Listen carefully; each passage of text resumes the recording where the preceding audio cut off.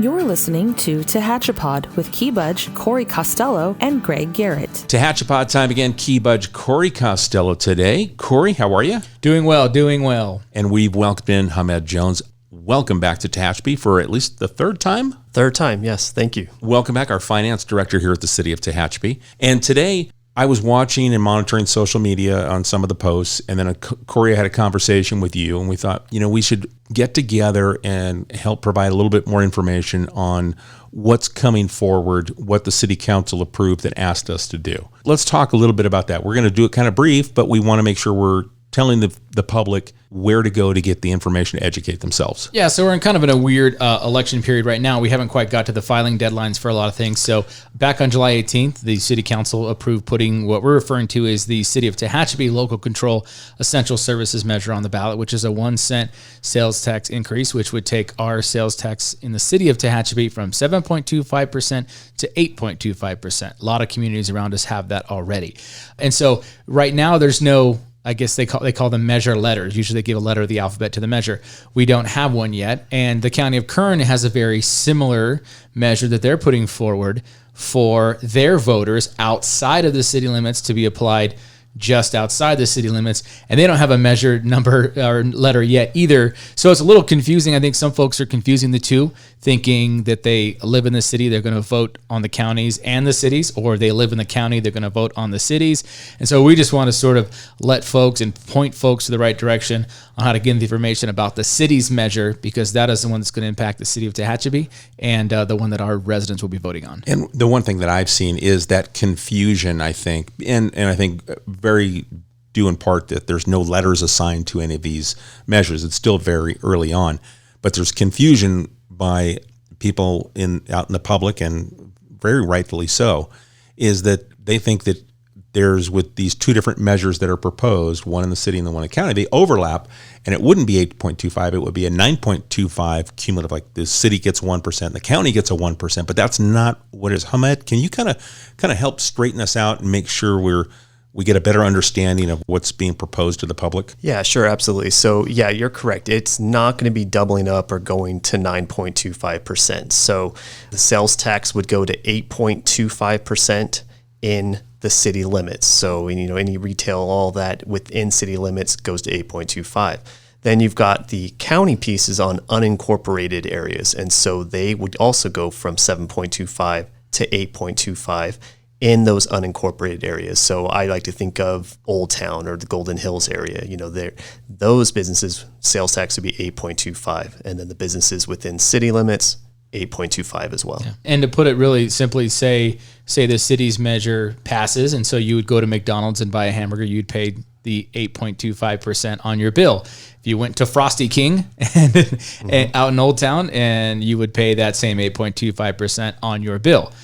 If the city's measure passes and the county's measure doesn't pass, then you'd have the vice versa, right? It would be 8.25 here and 7.25 in the county restaurant. So that's the difference, and there's not they don't speak to each other at all in terms of being stacked on top of one another. And one thing that I did learn since this proposal came forward from council and said, "Hey, let's move forward," is that our 7.25% is the lowest that you can legally have in the state of California. That's correct. That is the absolute minimum. And the city just gets 1% out of that 7.25%. The rest goes to the state, and then the state gives some of that to the county, but most of it stays with the state.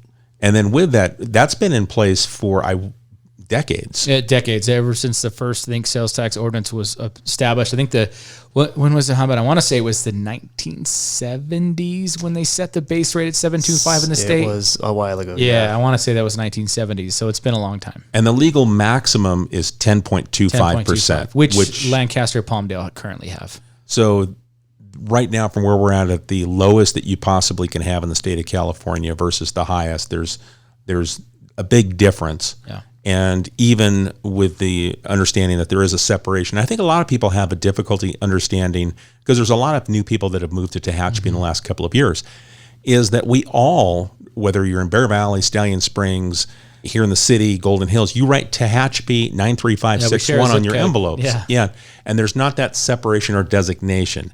But there are city boundaries where we're able to provide services to. And perhaps maybe it's easiest for me to think of, if you pay your water bill to the city of Tehachapi, then you live in the city of Tehachapi. Yeah. And if you have a water company other than city of Tehachapi, then you live in the unincorporated area. So it's kind of, for me, I kind of look at it that way. Does that sound like a fair kind of description of helping you separate boundaries? Yeah, that's the easiest one.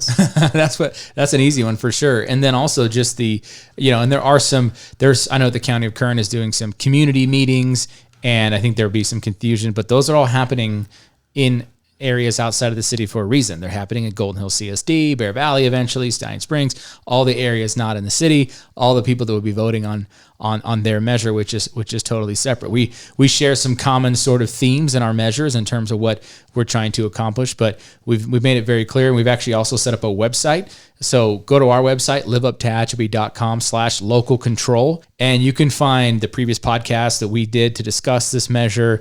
You can find frequently asked questions, which deal with the other measures on the ballot. It talks about, can Sacramento take this money and keep it from the city of Tehachapi, and much, much more news coverage, stuff that's been written about this. So you can go to that website. It's on the front page of our just liveuptehachapi.com too. You can see it right there. It says local control essential services measure.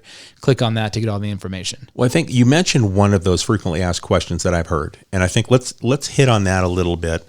And that has to do with this, because of the way this sales tax measure is being presented to the voters, that 1% stays here. Sacramento can't touch it. And I think that's where people still feel that maybe that's a possibility, but legally they can't touch that money. Am I correct in that statement? That's correct. Yeah, and then that's why it's so important for this, is in that element of local control.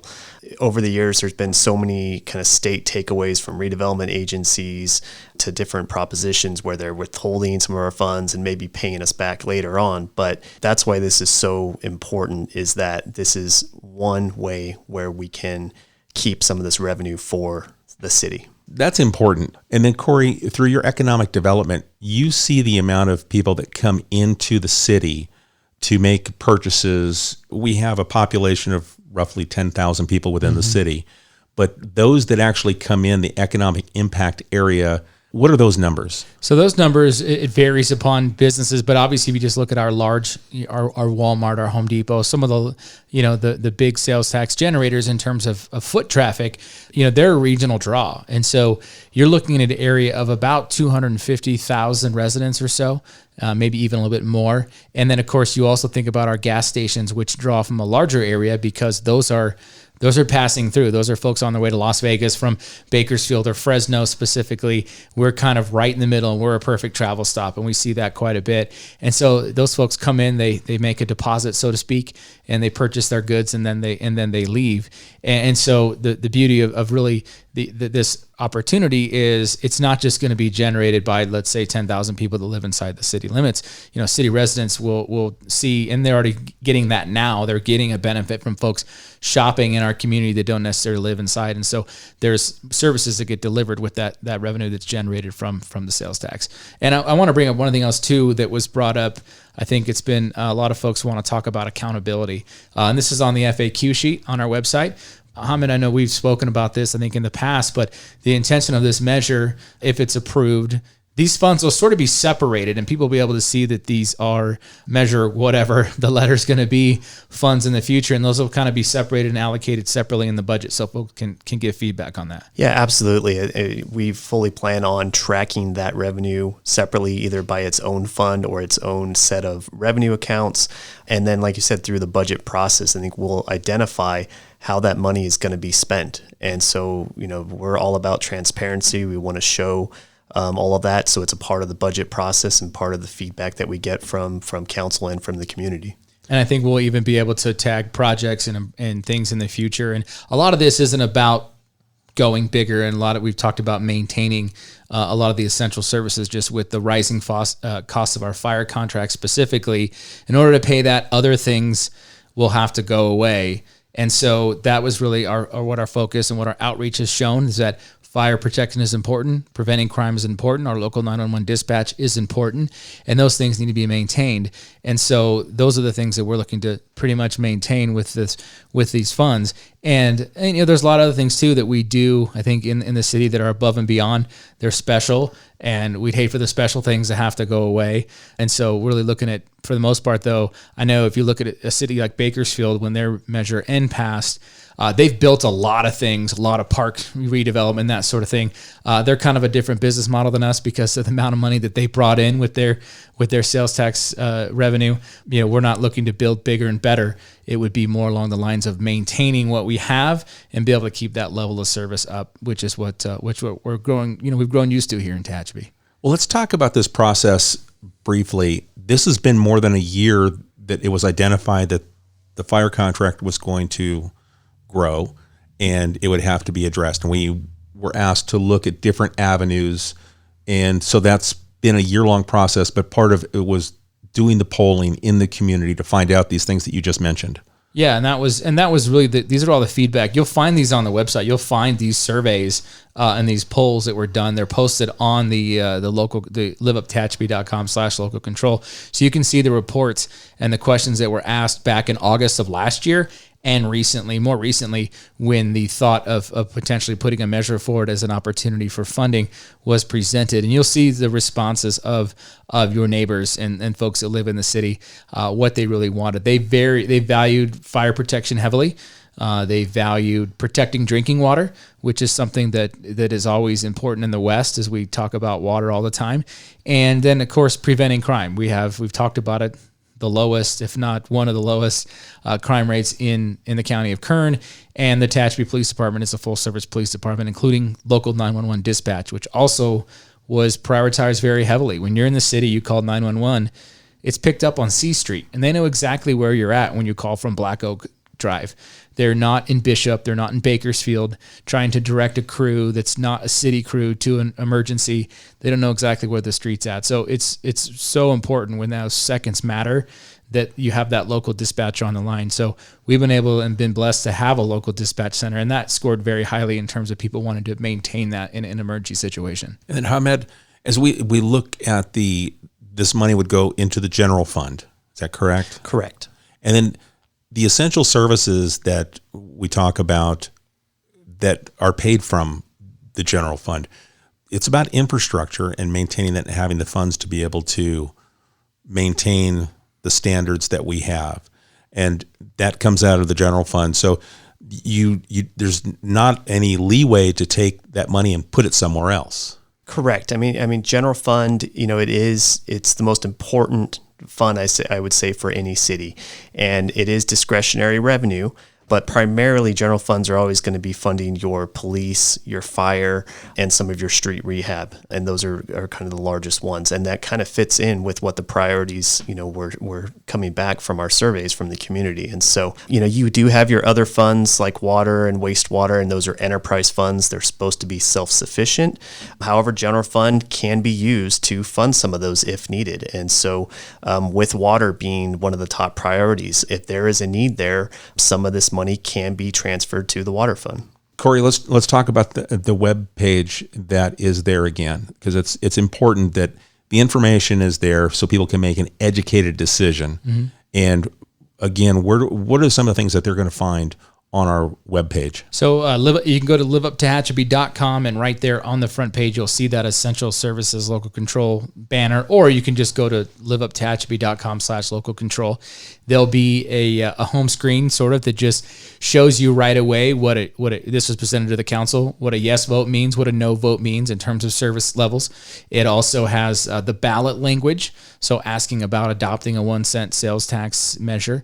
And then it has on the left-hand side, there's all kinds of links. There's the frequently asked questions link that really dives down to the questions you might have. I probably guarantee your answer is on that page. So it's got a frequently asked questions page.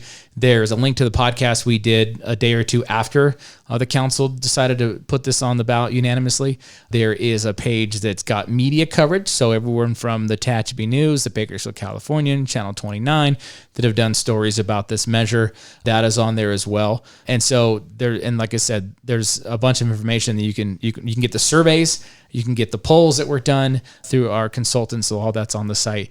And so plenty of information to really figure out what this thing means and hopefully clear up some of that confusion about maybe competing measures in the area that are not related to this. Yeah, the big thing that my takeaway when just watching the social media is that a lot of people think that they overlap, and they do not overlap. They're not stackable. These are separate areas, separate entities that will be receiving funds potentially, but the same number is 8.25 is the maximum sales tax if both measures passed in November that we would see. I think people just get confused because they think about hierarchy of government, right? And it's, federal, state, county, municipal, and they just think, well, if the federal government were to tax all of us tomorrow, then it would probably all get hit on us some way or the other. But it's just not how this works. There's no sort of trickle down of this one. So if the county, although in the hierarchy of government, I guess you could say they might rank above us, it does not have any impact on ours, nor does ours have any impact on them. Okay. So, Hamed, anything that you think that we'd want to share right now that we haven't touched on? I know that we're probably going to revisit this as we see more questions come from the community and try and address those in the coming weeks. I would just say, like Corey said, check out the frequently asked questions, all the information that's out there. If the public has any more questions, they can always contact me, contact the city, and we'll get back to them with answers right away. I think my email address is on the bottom of the webpage as well for questions. And so happy to answer those via email. It works out really well. And if you do live in the city and you have an organization that you work with, whether it be a service club or something like that, and you want more information, we're able to provide an education sort of in an outreach to you to just kind of show you what this means on both sides of it, really just give you an education, a presentation. So we're happy to do that. It's not part of our business model. We're not going out and doing a lot of community meetings. We did those already. We did those over the last year, but happy to address folks individually or in a small group setting if they would like that. So that request you can be done on the website as well. And if they'd like to stop by coffee with the mayor the third Thursday each month, we're there to answer questions. Stop me in the store. Stop me in church. I had someone ask me in church the other day. It's okay. I'll answer it whenever. Yeah, we're sharing. And that question was actually about Sacramento, which we talked about. It was, can the governor touch this? And that was their question. And so happy to answer that question. Yeah. So I think that for us, our job is to make sure you have the information so you can make an informed decision. Mm-hmm. And that's what we want to do is we want to send you over to our website so that way you can take a look. And again, Corey, the web address? It's liveuptehachapi.com/local control. Okay, and then it may update as we get a measure letter that's assigned to it. That URL will still work, but once we get a measure letter, that might slightly change. But if you type in that URL, it'll continue to work. Okay. All right, folks, if you have a question, if we've created a question for you, again, Corey's got his email at the bottom. Hamed's is on our website also. You can send it to myself or media@TehachapiCityHall.com. We'll make sure that we get that question answered. Guys, anything in closing before we wrap it up? I'm sure we'll be back in a couple of weeks to answer some more questions. Maybe there'll be an FAQ that didn't pop up on the sheet on the website that we'll have to address, but happy to do so. Well, guys, thank you for taking the time because this was an impromptu. I said, hey, people are asking out on social media. Let's see if we can answer some questions. So thank you for coming in. No problem. Again, media@TehachapiCityHall.com. We appreciate the time you spend with us, and we'll talk to you again real soon right here on TehachaPod. TehachaPod is a conversation about Tehachapi designed for the people who live here or who would like to know more about this mountaintop community. If you have a question you would like answered, email media@TehachapiCityHall.com. We will try to answer it on a future episode of TehachaPod.